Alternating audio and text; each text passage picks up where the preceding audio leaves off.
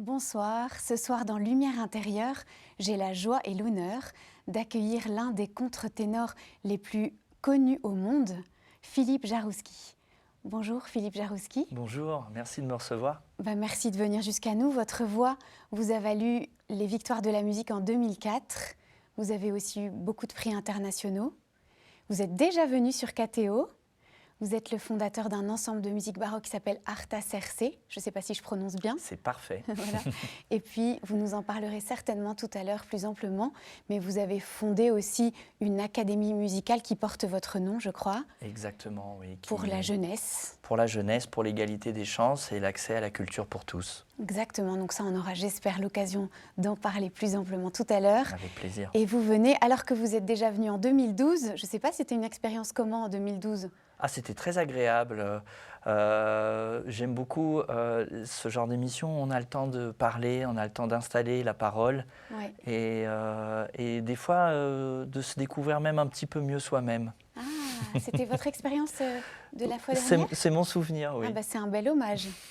Très bien. Et ce sera intéressant d'ailleurs pour nous de voir aussi l'évolution entre il y a donc 13 ans et aujourd'hui. Et aujourd'hui, vous venez dans le cadre de votre actualité. Peut-être vous avez envie de nous la présenter. C'est un disque qui est sorti Oui. avec des cantates profanes. Exactement, des cantates italiennes. Et le titre est Gelosia. J'avais peur de le prononcer, c'est pour ça que j'attendais que vous le prononciez. C'est la jalousie en italien. Ouais. Et c'est pour ça qu'on a décidé de faire quelque chose d'assez passionnel, d'assez rouge, un peu comme ces fauteuils et aussi vous avez également. un regard d'ailleurs de jaloux Oui, voilà, là-dessus. et je plie une rose rouge assez violemment sur le côté. Et évidemment, c'est souvent quand on fait un album, on essaye de trouver un titre qui colle bien. Là, c'était très facile puisque deux cantates qui sont dans l'album s'appellent La Gelosia, sur un texte de Pietro Metastasio, qui est un très très très grand librettiste du XVIIIe. Et c'était assez facile et ça convenait bien aux 5 cantates qu'il y a dans le disque, puisque ces cantates souvent parlent pas forcément que de la jalousie, mais du dépit amoureux, de la détresse, de l'amour contrarié, et de sentiments assez passionnels. Donc ça reflétait bien la teinte de tout le disque. Donc en fait, c'est un disque d'amour. C'est un disque d'amour, mais d'amour un petit peu contrarié, c'est-à-dire de frustration, de ne pas être aimé par l'autre, ou d'avoir été trahi par l'autre, abandonné par l'autre. C'est pas un disque, je dirais, d'un amour paisible et heureux. C'est un amour tourmenté, passionnel. Et évidemment, c'est ça qui inspire le plus les compositeurs. Et on a du coup dans cet album aussi de la musique qui est assez tempétueuse, assez variée, avec justement une description de l'état affectif de cet amoureux transi qui ne reçoit pas l'amour qu'il devrait en retour de sa bien-aimée. Donc c'est un petit peu ça le thème de tout ce disque. Donc il vous a fallu endosser vous-même ces sentiments-là ? Exactement, et ça c'est toute la, je dirais, la problématique et le challenge d'un artiste, qu'il soit d'ailleurs musicien ou acteur. C'est des fois d'essayer de vivre je dirais, des sentiments qui ne sont pas étrangers à soi-même, mais qui finalement ne sont pas vécus aussi intensément. Oui. Je ne suis pas quelqu'un d'extrêmement jaloux. Pour moi, la jalousie, c'est quelque chose de dangereux. Oui. M'est arrivé d'avoir des relations avec des personnes un peu plus jalouses. Et finalement, la jalousie, c'est pour moi une façon d'exprimer que l'autre est un peu sa propriété. Et on n'est jamais la propriété de quelqu'un d'autre. Et il faut toujours se méfier des gens trop jaloux. En général, on le sait, ça se termine un petit peu mal. Donc vous vous en gardez, mais malgré tout, il fallait que vous l'éprouviez Il fallait, un peu. Voilà. Alors ce qui est fantastique, je dirais, par rapport à un acteur, nous les musiciens, et les chanteurs lyriques, c'est qu'on a une musique qui est déjà composée dans ce sens. Donc on se laisse porter par la musique, on se laisse porter par les idées du compositeur, et on est au service de cela. On est au service d'eux, on est au service de pourquoi il a écrit telle note, quels effets on va avoir aux instruments, quand on va pouvoir soutenir le discours, quelle couleur on va pouvoir apporter, et après on va porter le texte sur toutes ces idées-là en fait. Alors, c'est aussi un disque anniversaire, un 25e anniversaire. Alors, qu'est-ce que vous éprouvez en soufflant ces 25 bougies? C'est passé trop vite, évidemment. Donc, c'est le 25 années depuis 25 années sur où vous scène. chantez sur scène. Voilà. Moi, j'ai commencé le chant à l'âge de 18 ans. Ouais. Et comme j'étais pianiste-violoniste, au départ, c'est allé assez vite. Donc, au bout de 2 ans de cours de chant, je me suis retrouvé sur scène, vers 20-21 ans. Parce que cette voix est très, très originale, qu'elle est rare. Oui, elle était même, je dirais, plus rare il y a 25 ans que maintenant. C'est vrai d'accord. qu'il y a toute une nouvelle génération de contre-ténors, de sopranistes. On en voit de plus en plus avec des voix merveilleuses d'ailleurs. J'ai beaucoup de nouveaux collègues fantastiques. Mais c'est vrai qu'à l'époque, on était en pleine explosion, je dirais, du baroque, c'est-à-dire notamment à l'opéra. Et j'avais encore une voix effectivement assez légère de soprano qu'on recherchait. Et ça m'a permis de commencer très tôt. Mais je dois dire que commencer très tôt, c'est à la fois un cadeau, mais ça peut être aussi un danger. J'ai eu quelques années un petit peu difficiles où je m'épuisais un petit peu physiquement, vocalement.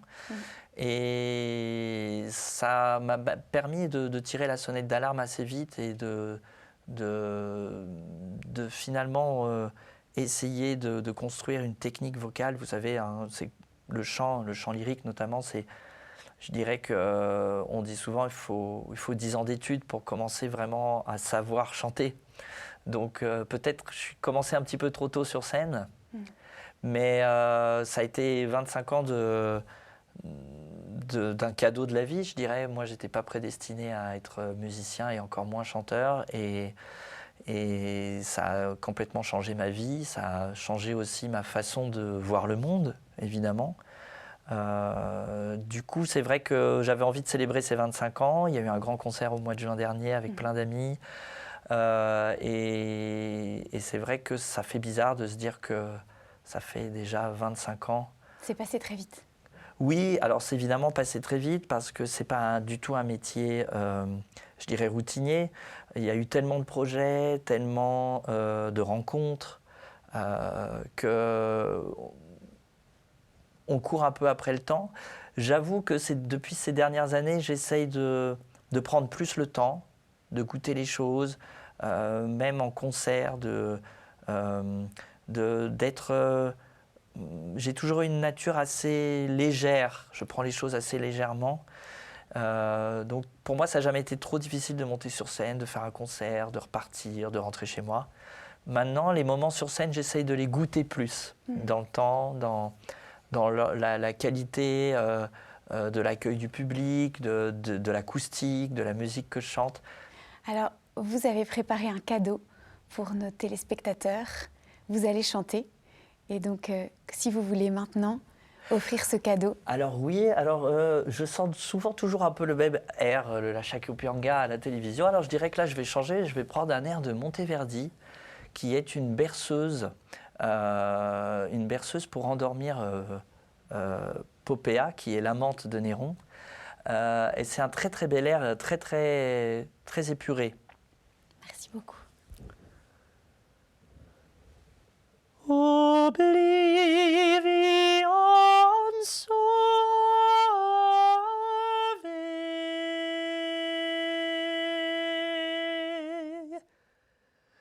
I dolci sentimenti,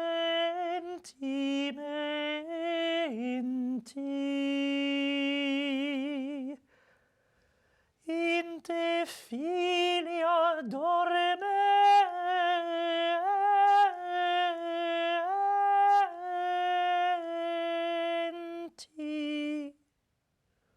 Voilà. Merci. Oh, quelle chance! Je me suis sentie Merci. très privilégiée. Ah, c'est gentil. Ah oui.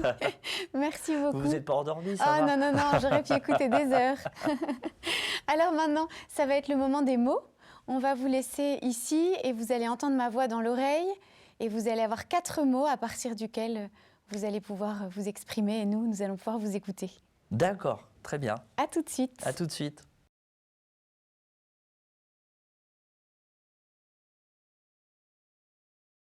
Je rappelle que nous sommes sur KTO dans Lumière intérieure et que ce soir nous sommes avec Philippe Jarouski. Et comme premier mot, j'ai pensé à don. Le don, oui. Alors, le don, je dirais d'abord peut-être un cadeau de la vie. Il faut savoir détecter pourquoi on est doué. Moi, je suis toujours convaincu qu'on est tous doués pour au moins quelque chose, voire plusieurs choses. C'est pas forcément artistique, ça peut être le don de communiquer, ça peut être un don physique, ça peut être plein de choses. Ça peut être social aussi. Je dirais que le don, évidemment, ça vient de donner. Ça nous est un peu donné comme ça, de façon comme un petit cadeau de la vie, comme je disais. Et ce qu'on a l'habitude de dire souvent, évidemment, c'est que le don, c'est 10% et le reste, les 90 autres pourcents, c'est le travail. C'est particulièrement valable en musique et pour un chanteur lyrique. Je dirais qu'effectivement, ce don, il faut le développer, il faut qu'il s'épanouisse, il faut aussi qu'il soit solide aux épreuves de la vie, je dirais. Le don, il est aussi fait pour être partagé. Il y a une notion de partager son don avec les autres. Donc il y a une responsabilité aussi, je dirais, d'avoir un don. Il faut en prendre soin, il faut le partager avec aussi de l'humilité. Et il faut savoir le préserver aussi. Donc, en ce qui me concerne, c'est préserver ma voix et de continuer à la travailler, de continuer à trouver d'autres formes d'expression, peut-être d'autres répertoires parfois, et d'explorer tout ça grâce à ce don qui m'a été donné. Alors, est-ce que vous avez envie de nous raconter comment ce don vous l'avez découvert? Vous n'étiez pas d'une famille de musiciens, et donc ce don, vous l'avez encore plus vécu comme un cadeau surprenant et magnifique. Mais comment l'avez-vous découvert? Alors, ma mère avait l'habitude de me dire que dès l'âge de 2 mois, je ne pleurais pas, mais je gazouillais un petit peu. Donc, c'est toujours la problématique pour moi de ce qui est acquis ou est-ce qui est de l'inné. Est-ce que j'étais né pour devenir chanteur? C'est une bonne question. En tout cas, ça faisait partie des possibilités au départ, je pense. Et puis, c'est au collège, à Sartrouville, au collège Colette, où j'étais, que un super professeur de musique, cette petite heure de musique qu'on a par semaine, m'a fait découvrir ma voix, m'a fait découvrir la musique classique aussi, Gérard Bertram, et m'a fait chanter ma première chanson qu'il avait composée. Donc j'étais en 6e, et c'est lui qui a conseillé à mes parents de m'inscrire dans un conservatoire. Et je crois qu'il a eu raison. Et je suis convaincu aussi que l'école devrait parfois être plus justement un détecteur de ce pourquoi on est vraiment doué, plutôt peut-être d'essayer finalement que tout le monde fasse les mêmes cursus universitaires, d'essayer vraiment de détecter, parce que quand on cultive son don et qu'on a la chance d'en vivre comme moi, on n'a jamais vraiment l'impression de travailler. C'est vraiment un rêve. Donc pour ce professeur, c'était aussi une expérience extraordinaire, j'imagine. Découvrir le don d'un élève. Oui. Il a suivi toute votre carrière? Oui, là, il l'a suivi. Figurez-vous que je l'ai revu il y a 1 an de cela, où il est venu à une masterclass que je donnais à mon académie avec des jeunes chanteurs, et je l'ai vu au premier rang. Et c'était comme si on s'était jamais quitté. Finalement, il était passé 25 ans, presque plus de 30 ans, et je l'ai reconnu tout de suite. Et ça, c'était un moment très émouvant, effectivement, de ma vie, de le revoir et de repenser à tout ce parcours, justement, depuis mes 10 ans. Et donc, il était très ému de vous voir aussi, j'imagine? Oui, et moi également. Enfin, c'était presque un peu irréel, puisque je me rappelle, et ça c'est assez fou, j'ai encore des images très précises des cours avec lui dans la salle de classe, de lui au piano, en train de nous faire chanter, de nous faire écrire des textes. C'était aussi un professeur qui était très à l'écoute des adolescents, des jeunes, et qui leur donnait la possibilité de s'exprimer. Et je pense que c'est ça qui a créé... je ne parle pas de lumière intérieure, mais on y est proche, de cette petite flamme. Il a ouvert, il a vraiment fait éclore cette petite flamme intérieure pour la musique. C'est-à-dire que peut-être j'ai découvert avec lui à quel point, quand je faisais de la musique, je me sentais tout simplement plus vivant. Et par derrière, vos parents, bien que ignorant plutôt ce monde, vous ont accompagné, soutenu, encouragé? Oui, ça c'est le deuxième cadeau. C'est-à-dire que mes parents n'étaient évidemment pas musiciens, mais ils ont compris, je crois, assez vite que si j'essayais pas de devenir un musicien dans la vie, je le regretterais. Donc le contrat, je dirais, avec mes parents, c'était passe ton bac d'abord et puis après on essaye. Ils ne voulaient pas que je me retrouve sans rien au cas où ça ne fonctionnerait pas. Donc ils ont été ils m'ont vraiment supporté et à franchir aussi les difficultés, les étapes, les inscriptions au conservatoire. Ça coûte de l'argent, on en reviendra, peut-être on en reparlera aussi. C'est une des raisons pour lesquelles j'ai créé l'académie, c'est que ça coûte de l'argent aussi, de l'étude des instruments, le violon, le piano, les partitions, les cours parfois privés qu'on peut avoir en dehors. Voilà, c'était aussi un certain sacrifice de la part de mes parents de tout faire pour que je puisse avoir la chance de faire ce métier, oui. Donc on leur rend hommage aussi ce soir. Ah oui, et j'ai malheureusement effectivement perdu Votre maman. les deux. J'ai perdu mon oui. papa il y a quelques années et ma maman il y a quelques mois. Et la vie est ainsi faite, mais c'est au moment où ils ne sont plus là qu'on se rend compte à quel point ils nous ont donné et apporté, et que pour ne pas être trop triste, ils vivent à travers moi maintenant. Alors peut-être que c'est le bon moment pour passer au deuxième mot. Et ce deuxième mot, vous en avez parlé. Ce deuxième mot, c'est humilité. Oui, humilité. Alors, ça peut paraître peut-être un peu étrange pour un artiste qui se doit d'avoir quand même un petit ego, parce que pour monter sur scène, il faut penser qu'on a quelque chose à dire. Il faut être sûr de soi. Il faut quand même avoir cette prétention d'apporter quelque chose au public, que ce soit du stand-up, du théâtre, de la musique.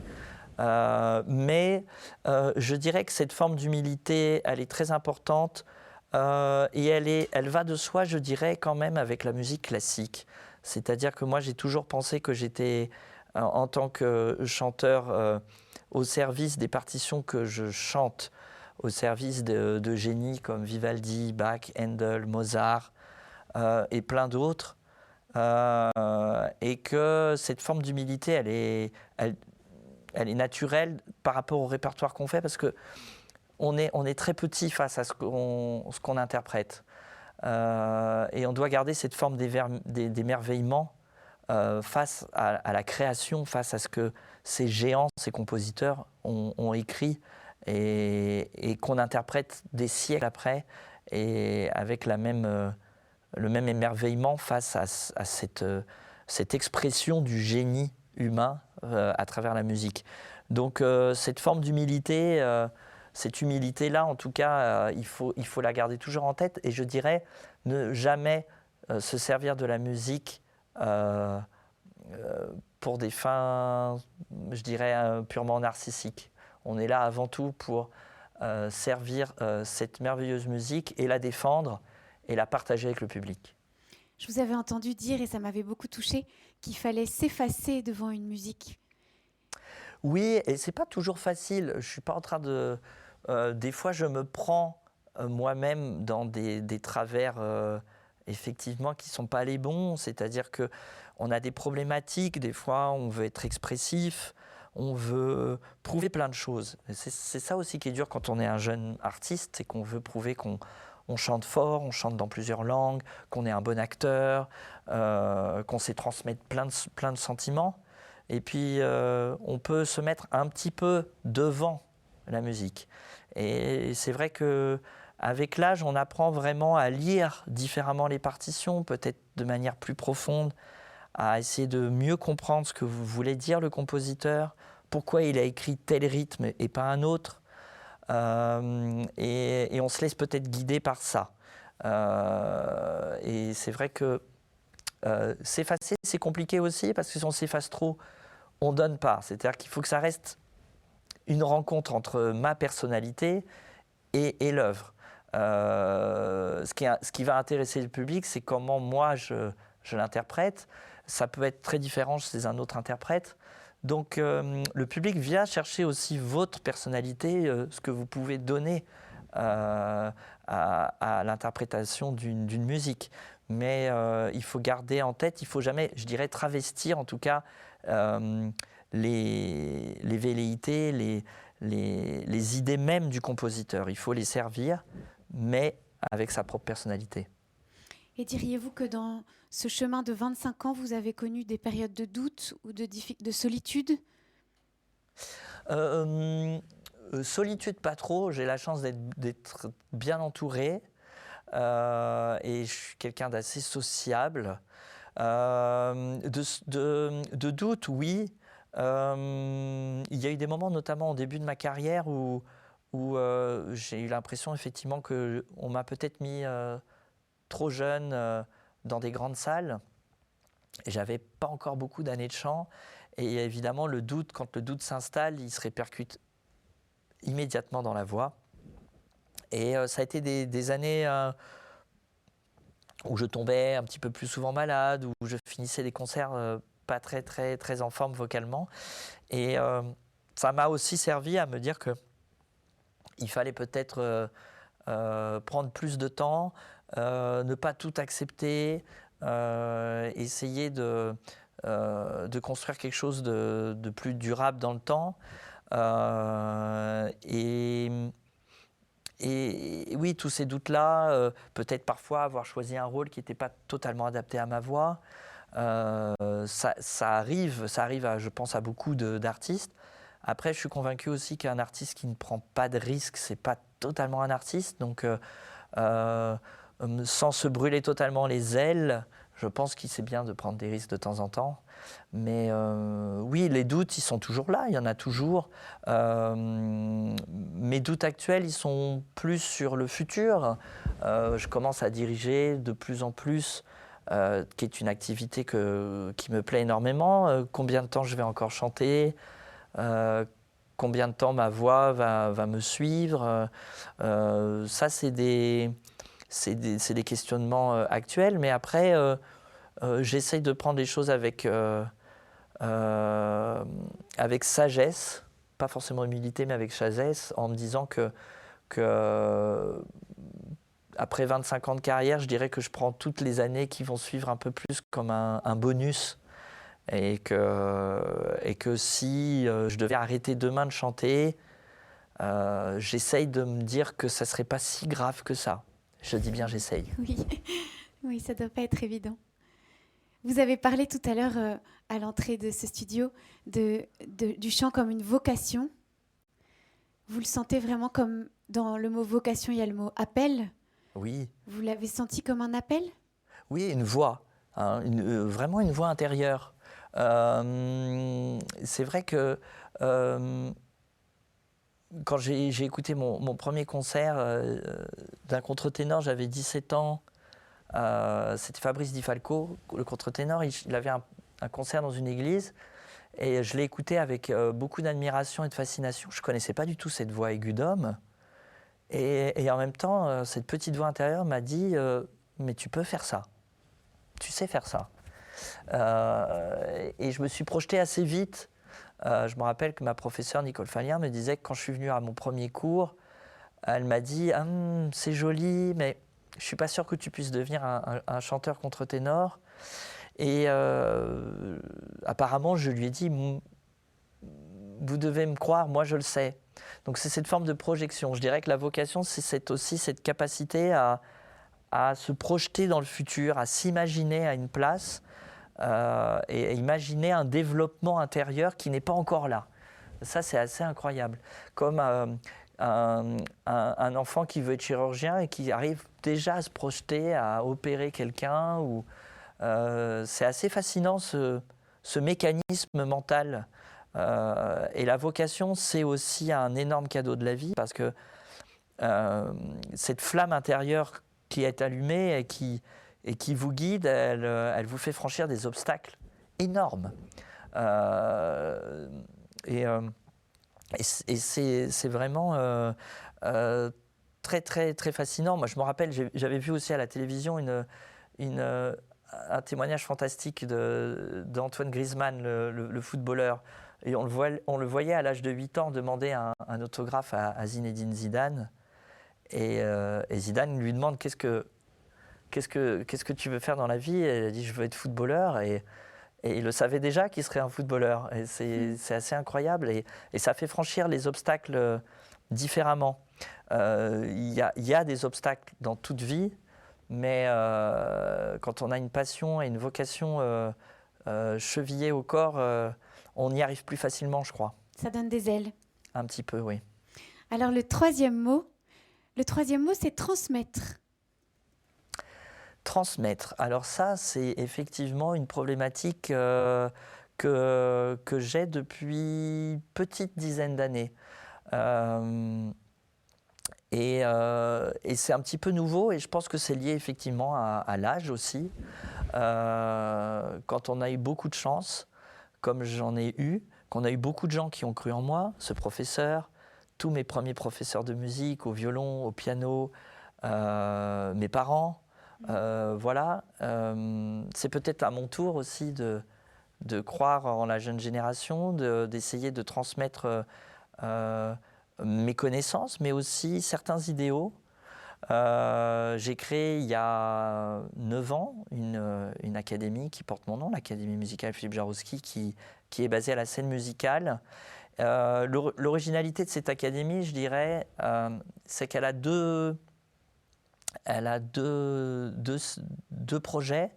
Elle a un projet qui est finalement assez classique de fondation pour jeunes talents, c'est-à-dire des musiciens qui se destinent à être les artistes de demain, qui sortent des grands conservatoires de Paris, Lyon et d'Europe, et à qui on propose des masterclass et à qui on essaie de transmettre notamment aussi des valeurs humaines. Et puis, on essaye justement, évidemment, de les aider de façon très pratique et très concrète sur leur début de carrière. Et donc, ça, c'est vraiment très intéressant. Et c'est dans ce cursus que j'ai commencé justement à transmettre aussi ce que je sais du chant à de jeunes chanteurs. Et je dois avouer que c'est une vraie révélation. C'est très, très, très, très... On reçoit autant qu'on donne quand on enseigne. Et ça, c'est quelque chose que je ne pensais pas à ce point-là. Mais c'est vraiment un dialogue permanent avec l'autre chanteur. Et c'est vraiment assez addictif, je dirais. J'aime beaucoup enseigner. Et je pense que c'est aussi quelque chose que j'aimerais développer plus tard et continuer vraiment à suivre aussi toute cette génération de chanteurs qui est très très douée et qui mérite qu'on leur donne un coup de pouce. Et puis, il y a le projet peut-être dont je suis le plus fier, c'est le projet avec les enfants, le projet des jeunes apprentis où on propose à des familles et des enfants éloignés de la pratique culturelle de commencer la pratique instrumentale. Alors pour l'instant, c'est le violon, le violoncelle et le piano, mais on espère le développer à d'autres instruments. Et on leur propose justement des cours entièrement gratuits, on leur fournit des instruments.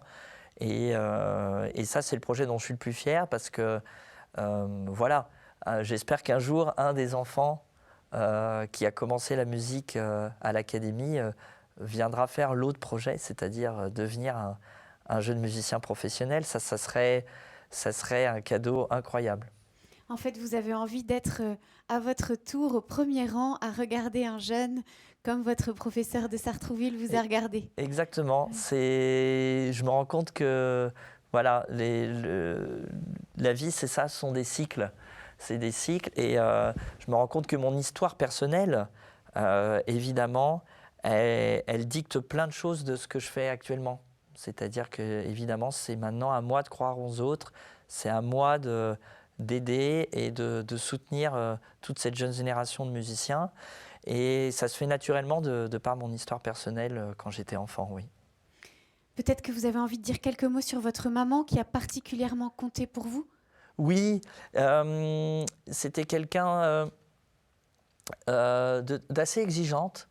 Et je me rappelle que quand je travaillais mon piano ou mon violon à la maison, d'abord, elle était patiente parce que ça durait des heures et des heures. Et puis après, je me mettais à chanter. Et des fois, elle passait et elle me disait bof, tu peux mieux faire.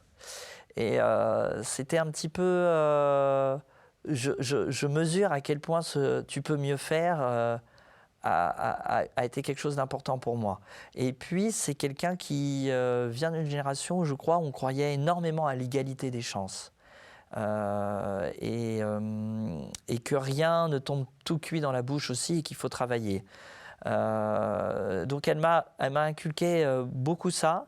Elle avait pas mal d'autodérision aussi et je pense que ça m'a aussi beaucoup aidé je crois particulièrement quand on est contre-ténor, on a cette voix aiguë. Il ne faut pas trop se prendre au sérieux parce que je me suis souvent rendu compte que ce qui était magnifique, sublime pour certains pouvait être ridicule pour d'autres.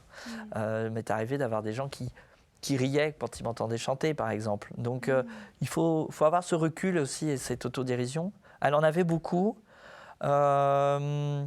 C'est aussi... C'était quelqu'un qui avait eu beaucoup de souffrances aussi, psychologiques dans sa vie, qui n'a pas toujours été très heureuse. J'ai l'impression qu'avec le recul, on se sent parfois, nous, les enfants, face à certaines choses un peu impuissants. Je ne savais pas trop comment rendre heureux ma mère. Je ne sais pas si... avec le recul, j'espère que je l'ai rendue un petit peu heureuse. Et que oui, elle était fière de moi, mais exigeante. Et j'espère oui, que je l'ai rendue à travers cette vie de musicien. Elle a eu des moments heureux avec moi je me rends compte que aussi je suis beaucoup elle. Dans ma façon d'être et dans beaucoup de choses, dans mon ironie aussi parfois, et dans mon humour, il y a beaucoup de choses d'elle qui ressortent. Donc elle est encore là à l'intérieur. C'est pas des moments faciles parce que je me suis rendu compte aussi, je crois que c'est intéressant que ça fait pas très longtemps, ça fait juste quelques mois, mais que une grande partie de moi chantait pour elle. En tout cas, une grande partie, oui, une petite partie de moi, chaque concert, même si elle n'était pas là, c'était un petit peu pour elle. Et je me suis posé la question justement, la première fois que je suis remonté sur scène après son décès, je me suis dit, qu'est-ce que je fais de cette partie-là ? Est-ce que je la remplace ou je la garde ? Et en fait, j'ai décidé de la garder.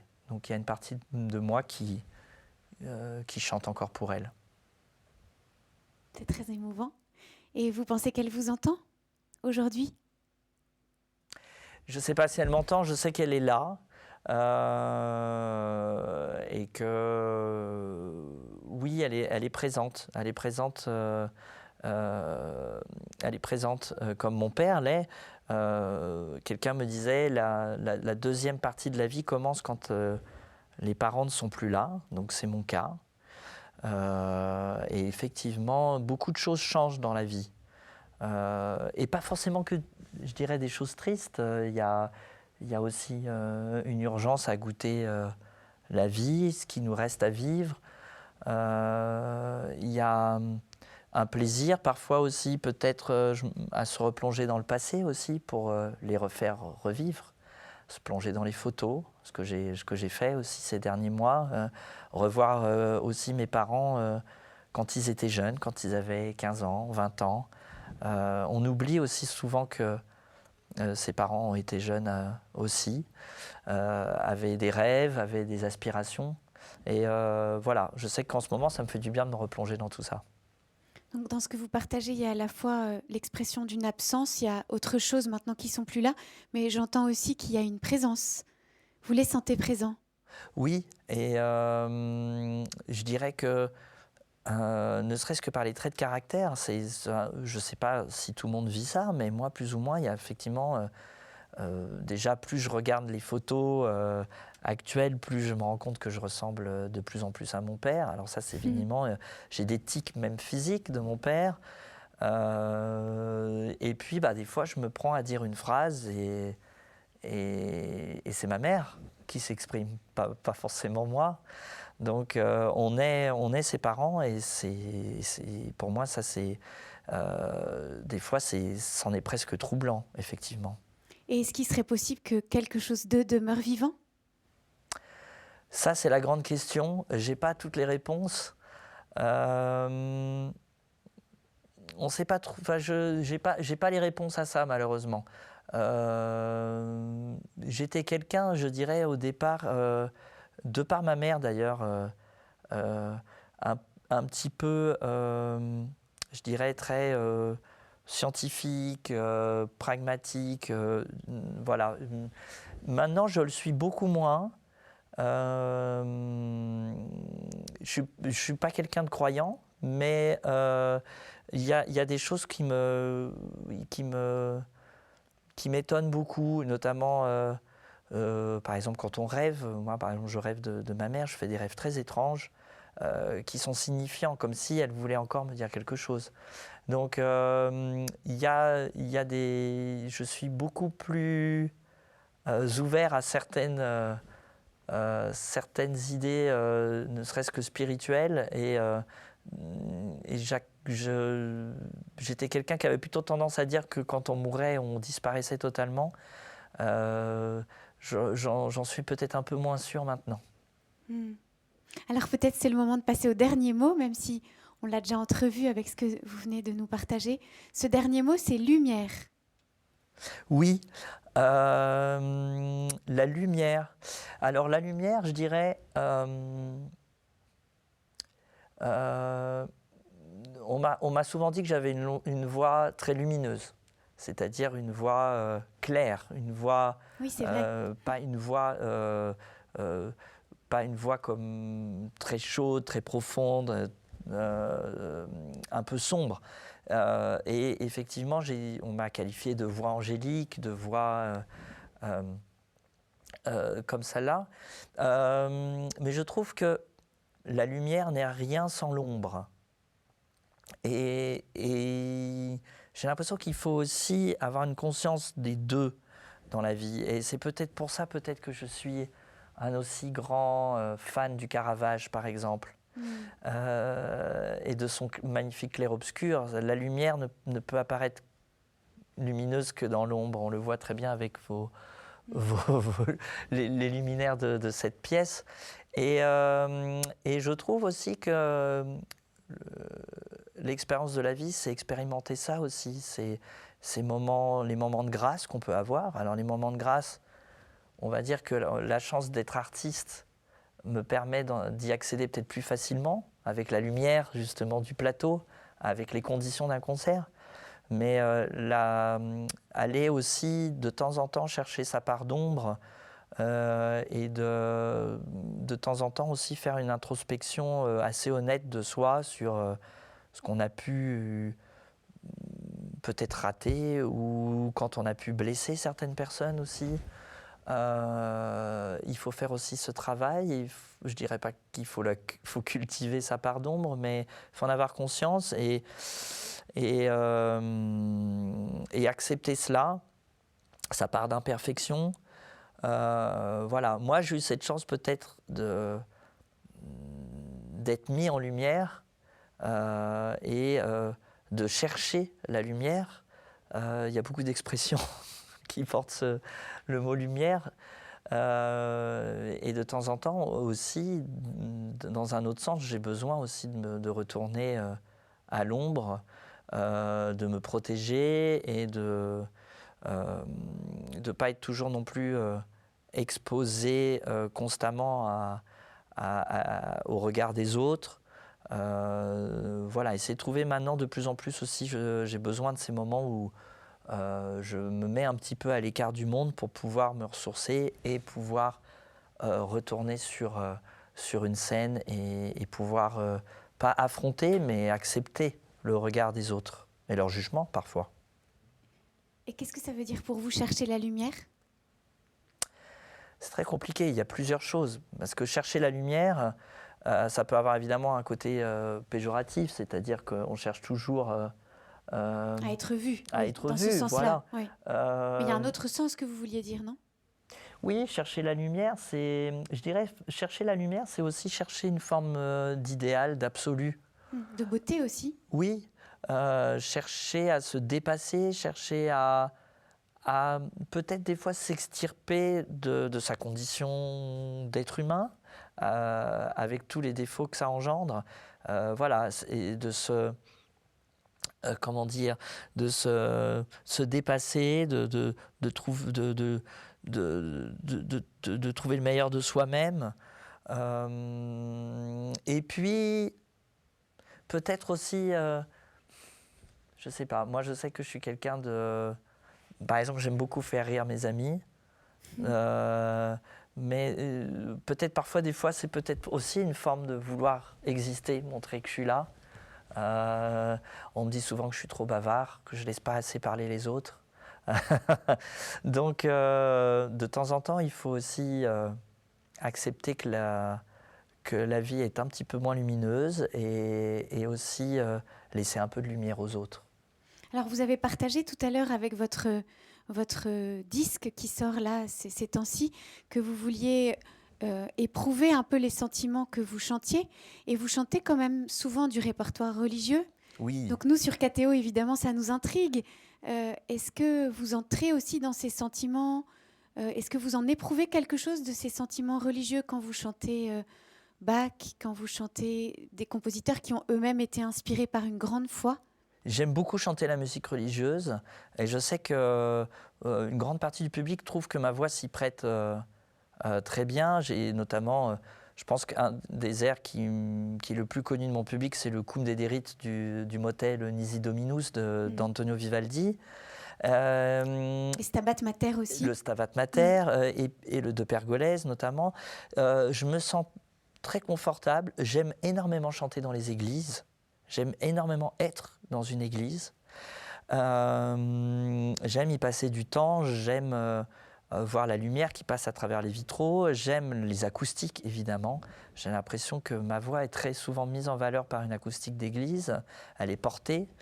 Et puis, j'ai évidemment une sensation. Je dirais que quand je chante des airs d'opéra ou un opéra, je dois exprimer en général les tourments, c'est plus souvent des tourments que de la joie, du personnage que j'interprète. Donc je dois exacerber, je dirais, des sentiments. Quand je chante de la musique religieuse, c'est très différent pour moi. Je sens que je dois me mettre dans une position où je suis dans une position, justement, on en parlait tout à l'heure, d'humilité face à quelque chose qui me dépasse, qui dépasse ma condition d'homme. Et c'est toujours difficile d'expliquer qu'est-ce qui change dans la voix, mais j'aime me mettre beaucoup dans cette position, effectivement, d'humilité. C'est vraiment quelque chose dans laquelle je me positionne quand je chante le répertoire religieux, ça c'est sûr. Peut-être parce que ces compositeurs avaient entrevu quelque chose de plus grand qu'eux et que ça vous entraîne dans cette espèce de regard vers une lumière lointaine et belle. Oui, et évidemment la musique aussi qui est écrite, comme vous le dites justement, un compositeur qui croit en Dieu comme Bach le génie, la puissance de son génie fait qu'il y a on perçoit cette foi incroyable, cet amour, cette puissance, cette humilité, comme je disais, face à Dieu. Et moi, évidemment, en tant qu'interprète, je la ressens, cette puissance qu'il y a dans l'écriture musicale, et j'essaie de la transmettre. Et effectivement, quand on chante, on a la chance de participer, par exemple, à chanter des passions de Bach, la Saint-Matthieu, la Saint-Jean.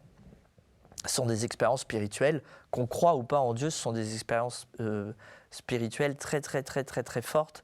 Et on ne ressort jamais indemne d'un concert d'une passion de Bach. Alors on ressort comment? On ressort chargé, je dirais aussi quand il y a une forme d'espoir. C'est-à-dire que face à tant de beauté, tant de lumière, tant d'humilité, vous savez, je résume tout seul tout ce qu'on a dit, on peut avoir encore un peu d'espoir en l'être humain et ça permet de se recharger un petit peu aussi.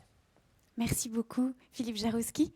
Je rappelle Merci que à nous vous. sommes sur KTO dans Lumière intérieure et nous allons passer à la dernière partie de l'émission.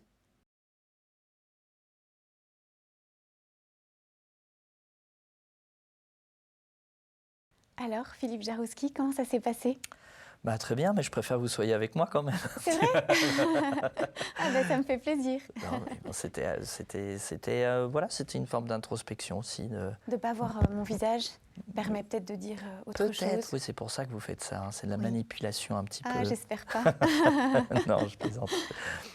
En tout cas, c'était pour nous très touchant de vous entendre. Ah, merci. Est-ce qu'il y a un mot ou l'autre que vous avez préféré?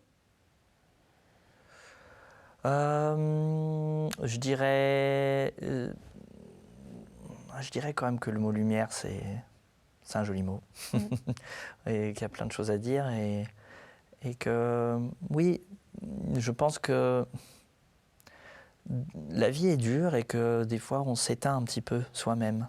Donc, il faut conserver cette lumière en soi, de plein de choses différentes, mais dans la lumière, on peut mettre plein de mots, on peut mettre l'espoir, on peut mettre plein de choses. Et puis, il y avait le mot don qui a été aussi chargé de beaucoup de choses, parce que vous Oui. avez reçu un don, vous le transmettez à un public, mais maintenant à des jeunes. Oui. Donc ça paraissait aussi un grand fil de votre vie. Oui. Et comme je disais, le cadeau de la vie qui... Un cadeau que vous avez reçu et que maintenant Voilà. vous donnez. Voilà, et en tout cas, vraiment convaincu que le don n'est pas quelque chose de rare. Oui, c'est ça ce que vous nous avez bien dit. Voilà, on devait tous chercher en nous quelque chose, oui, je notre suis don. convaincu de ça, vraiment. Donc ça, je suis sûre que les téléspectateurs l'ont entendu et qu'ils vont chercher ce soir. Et le don et la lumière déposé intérieure et le don, c'est Ouais. peut-être la même chose Puis finalement. pour que ce don devienne une lumière pour autrui. Exactement, et la partager, la transmettre, tout est lié. Ouais. Ouais. Et puis il y avait votre maman aussi, vous avez dit à la fin qu'elle semblait aujourd'hui encore vous signifier quelque chose. Oui, Ça, c'était par le touchant. rêve, c'est assez étonnant. Comme ouais, si par elle le voulait rêve. vous exprimer quelque chose qu'elle ne vous aurait pas dit, qu'elle n'aurait pas eu le temps de vous dire. Oui, probablement. Et puis, comme j'ai pu le dire, elle avait passé des moments difficiles dans sa vie, mais elle avait aussi conservé une certaine joie de vivre, Ouais. qui Vous était avez parlé de son qu'elle humour. communiquait beaucoup aux autres. Je sais que beaucoup de gens ont gardé un souvenir très agréable de ma mère, quelqu'un qui aimait bien faire rire et qui était assez pétillante. Ouais, vous dites que vous avez gardé ça aussi, que vous aimez faire rire. Je crois, oui, pas mal. On dit quelquefois que le paradis, on ne fera que chanter. Si un paradis existe, vous seriez content qu'on n'y fasse que chanter? Ah, alors ça, c'est une bonne question. Alors, si le paradis, c'est pouvoir chanter tout ce que j'ai voulu chanter et que j'ai pas réussi à chanter dans ma vie, alors oui, je signe. Pour vous, ce serait bien ça. Oui, par exemple, moi, j'aurais adoré être ténor. J'aurais adoré chanter Verdi, Puccini. Donc, si le paradis me permet de chanter ça, Vous avez envie d'y aller dans ce cas-là? j'y vais. Et si vous y retrouvez votre maman, je pense que vous irez aussi. Bien sûr, bien sûr. Et c'est vrai que il y a une forme de se dire que c'est pas possible que de quoi qu'on croit ou pas finalement. c'est très étrange de plus en plus de se dire que pour moi, que la lumière s'éteint et qu'il n'y a plus rien. Donc, c'est un chemin spirituel pour moi. Je ne sais pas ce que je penserai dans 10 ans, dans 20 ans. Mais en tout cas, je crois à quelque chose quand même d'assez magique et d'assez incroyable dans la nature. Et je suis convaincu, on le voit d'ailleurs notamment aussi, beaucoup de découvertes aussi scientifiques sur les plantes, sur les animaux, qu'on sait encore très peu de choses. Donc Sur il y a beaucoup peut-être de une choses. lumière après qui continue à briller. Oui, on sait très peu de choses. Avancer. Oui, peut-être. Merci beaucoup Philippe Jarouski. Merci à vous. Merci de ce bel échange avec nous. Merci de m'avoir invité. Je rappelle que vous pouvez retrouver cette émission sur ktotv.com. Merci beaucoup et à la semaine prochaine.